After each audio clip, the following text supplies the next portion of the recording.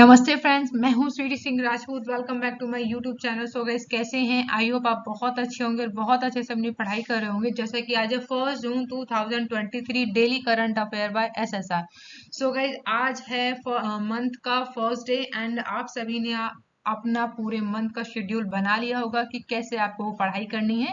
Okay, so start करते हैं session. और अब बात करेंगे इस पर्टिकुलर करंट अफेयर्स की क्लास की। तो इस क्लास में आप सभी को बहुत कुछ मिलता है।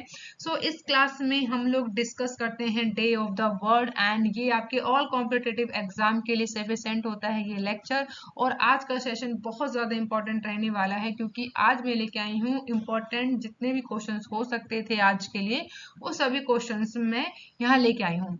सो ये लेक्चर आप सभी को बायलैंग्वेज मिलता है, हिंदी प्लस इंग्लिश में। डेली मॉर्निंग में सुबह 6 बजे इस वीडियो को मैं अपलोड कर देती हूँ। सो गाइज, स्टार्ट करते हैं सेशन एंड आप सभी को कमेंट बॉक्स में लिखना होगा जल्दी से जय हिंद जय भारत। एंड आज का थॉट ऑफ द डे है गाइज, आज का जिंदगी 1 मिनट में नहीं बदलेगी पर 1 मिनट में लिया गया फैसला जिंदगी जरूर बदल देगी। तो 1 मिनट में लिया गया फैसला आपकी जिंदगी बदल देती है। सो इसी के थॉट के साथ स्टार्ट कर देते हैं हम लोग अपना सेशन। एंड आज है 1 जून 2023, daily current affair by SSR. अगर आप सभी मेरे चैनल पे न्यू हैं सो गाइस प्लीज आप मेरे चैनल को सब्सक्राइब कर लीजिए एंड बेल आइकन पे क्लिक कीजिएगा ताकि जो भी मेरी वीडियोस आए वो आप तक पहुंच जाए। सो स्टार्ट करते हैं क्लास। एंड फर्स्ट क्वेश्चन है आप सभी के सामने, हाल ही में गोवा राज्य दिवस कब मनाया गया है? When has Goa Statehood Day been celebrated recently? अभी हाल ही में गोवा दिवस मनाया गया है और वो किस दिन मनाया गया था? सो ये मनाया गया है, ऑप्शन बी इज करेक्ट होगा, यानी 30 मई को हर साल हम गोवा राज्य दिवस के रूप में मनाते हैं। सो अब इसके बारे में डिस्कस कर लेते हैं कि क्यों मनाते हैं, कैसे मनाना शुरू किया था।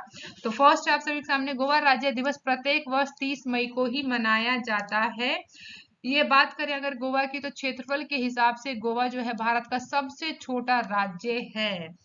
और बात करेंगे नेक्स्ट, इसमें जो पॉइंट है, अल्फिसो डी अल्बुकर ने बीजापुर के आदिल शाह के शासन को समाप्त करते हुए 1510 में गोवा पर विजय प्राप्त कर ली थी। तब भारत ने 400 वर्षों के बाद पुर्तगालियों से गोवा का अधिकार प्राप्त किया था।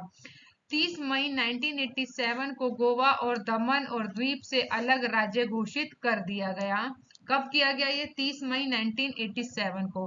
गोवा की आधिकारिक भाषा यानी कि ऑफिशियल लैंग्वेज की बात की जाए तो ऑफिशियल लैंग्वेज है गाइस कोकिनी।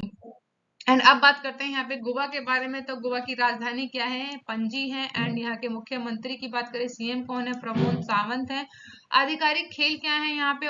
ऑफिशियल स्पोर्ट्स की बात करें तो फुटबॉल है। एंड आधिकारिक पशु यानी एनिमल यानी गौर है यहाँ का ऑफिशियल एनिमल। एंड साथ ही साथ आपको पता होना चाहिए कि गवर्नर कौन है गोवा के? तो गवर्नर है पी एस श्रीधन पिल्लई। तो पी एस श्रीधन पिल्लई जो है गोवा के गवर्नर हैं। और यहाँ के सीएम यानी कि चीफ मिनिस्टर कौन है? प्रमोद सावंत। ओके, सो अब डिस्कस करेंगे सेकंड क्वेश्चन। हाल ही में आजीवन सीखने के अवसर को पैदा करने पर भारत और कौन सा देश सहमत हुए हैं? Recently India and which country have agreed to create opportunities for life long learning? तो अभी हाल ही में हमारे शिक्षा मंत्री हैं धर्मेंद्र प्रधान, वह सिंगापुर के 2 दिवसीय की यात्रा पे गए हुए थे। तो करेक्ट ऑप्शन होगा गाइस सिंगापुर। तो वहां पर इन्हीं सभी बातों के ऊपर चर्चा की गई थी। सो डिस्कस कर लेते हैं हम भी। तो केंद्रीय शिक्षा मंत्री धर्मेंद्र प्रधान जो है गोवा के 3 दिवसीय यात्रा पर गए थे। वे भारत और सिंगापुर के बीच द्विपक्षीय संबंधों को मजबूत बनाने और शिक्षा और कौशल विकास के दायरे को व्यापक बनाने की संभावनाओं को पता लगाने के लिए गए थे। वहां उन्होंने धर्मेंद्र प्रधान ने सिंगापुर सरकार के विभिन्न मंत्रियों से मुलाकात की और वहां के स्पेक्ट्रम सेकेंडरी स्कूल का दौरा भी किया था।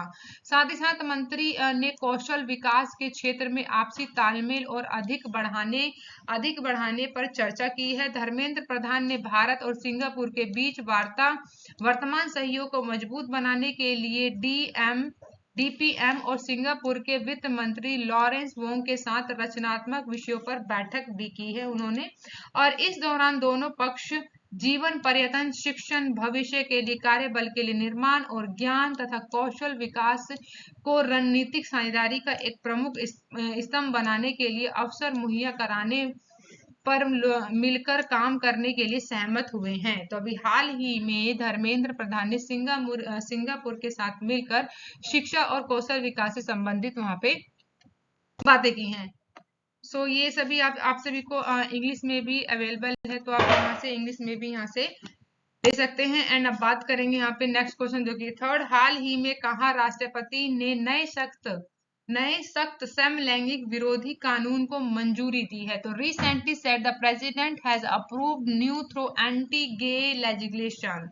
तो गाइज यहाँ पे करेक्ट ऑप्शन होगा ऑप्शन बी यानी युगांडा। युगांडा के राष्ट्रपति ने अभी हाल ही में नए सख्त समलैंगिक विरोध कानून को मंजूरी दे दिया है।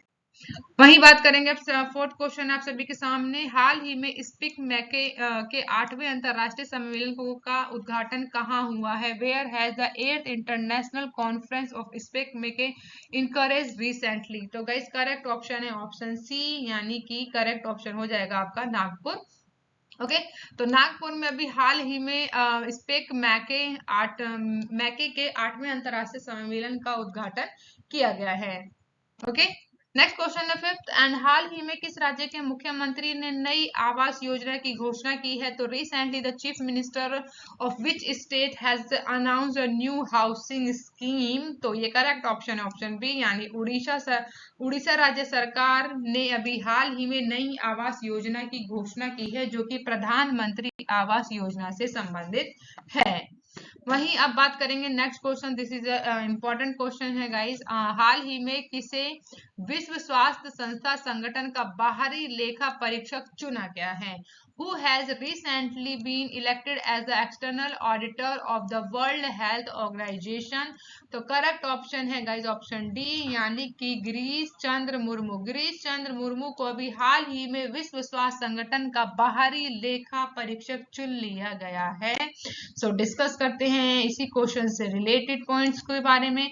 तो भारत के नियंत्रक महालेख परीक्षक हैं गिरीश चंद्र मुर्मू, जिनको 2024 से 2027 तक यानी 4 साल के कार्यकाल के लिए विश्व स्वास्थ्य संगठन WHO के बाह्य लेखा परीक्षक के रूप में फिर से चुन लिया गया है।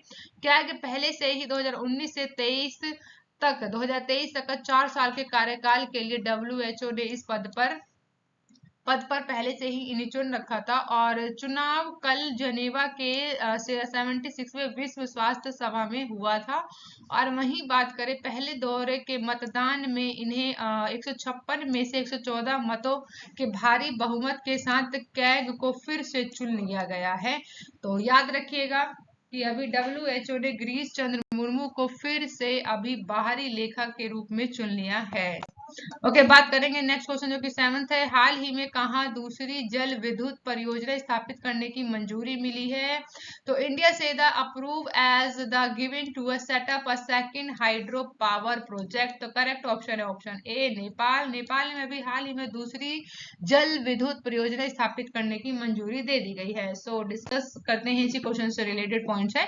तो नेपाल सरकार ने भारत के सतलज जल विद्युत निगम लिमिटेड को देश में दूसरी जल विद्युत परियोजना विकसित करने की मंजूरी दी है।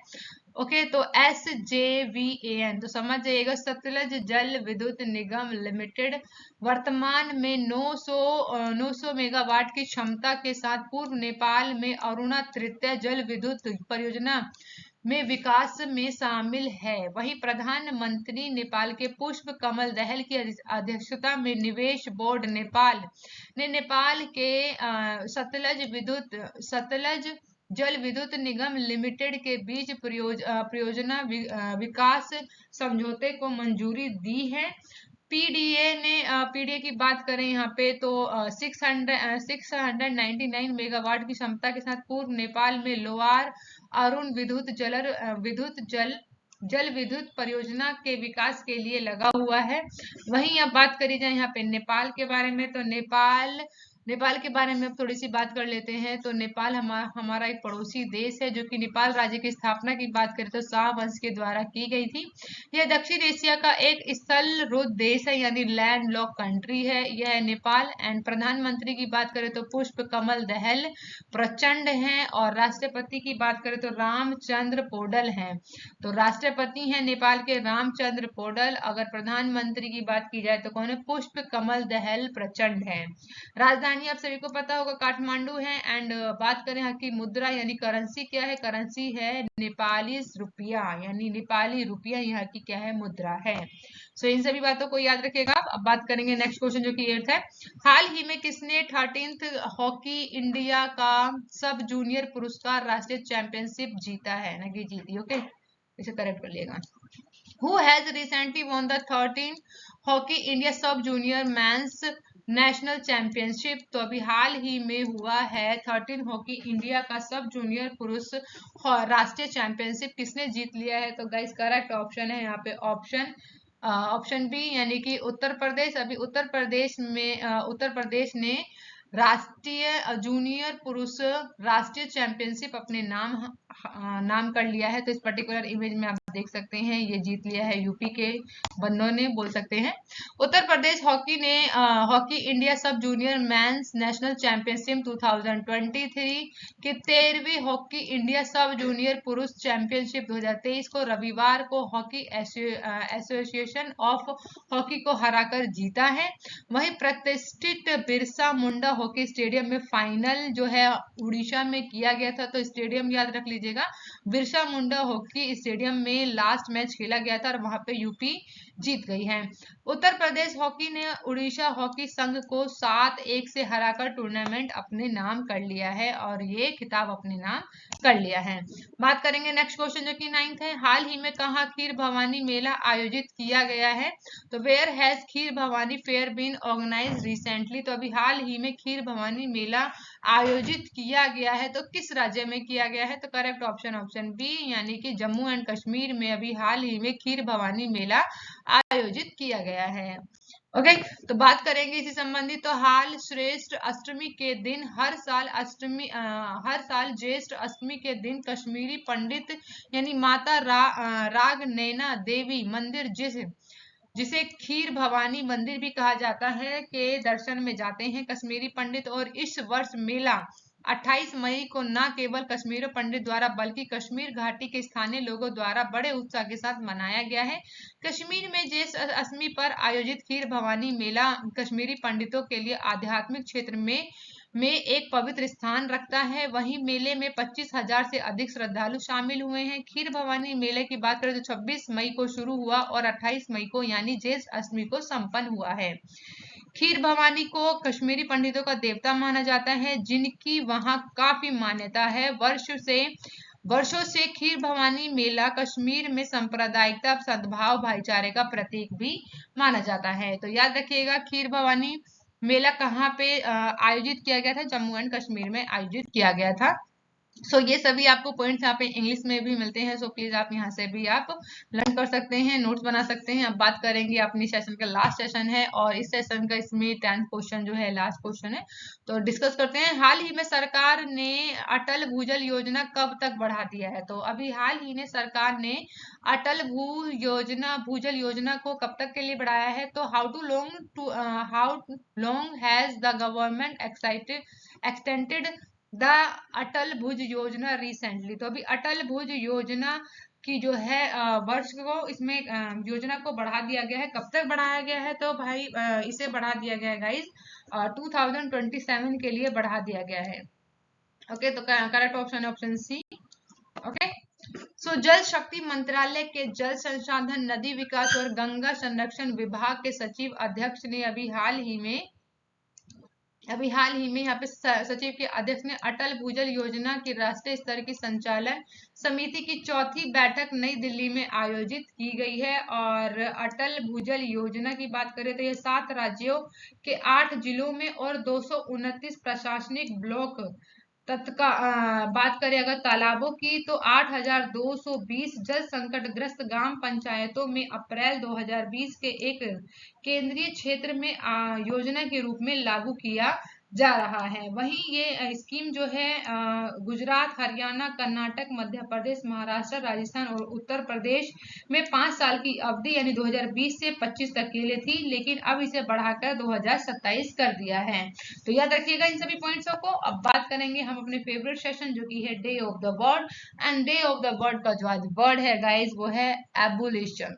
एबुलेशन का मीनिंग होता है स्नान करना। आप स्नान के लिए भी यूज कर सकते हैं इस वर्ड का, या फिर नहाने धोने से रिलेटेड है ये वर्ड। एंड अभिषेक, अभिषेक धार्मिक कार्यों में यूज करेंगे तो यहाँ पे अभिषेक से रिलेटेड होगा। तो एबुलेशन का मतलब होता है स्नान करना। तो आप सभी को इस वर्ड के ऊपर मेक द सेंटेंस बनाना है ताकि आप इन वर्ड्स को रिकॉल कर सको, डेली यूज के में लेके आ सको।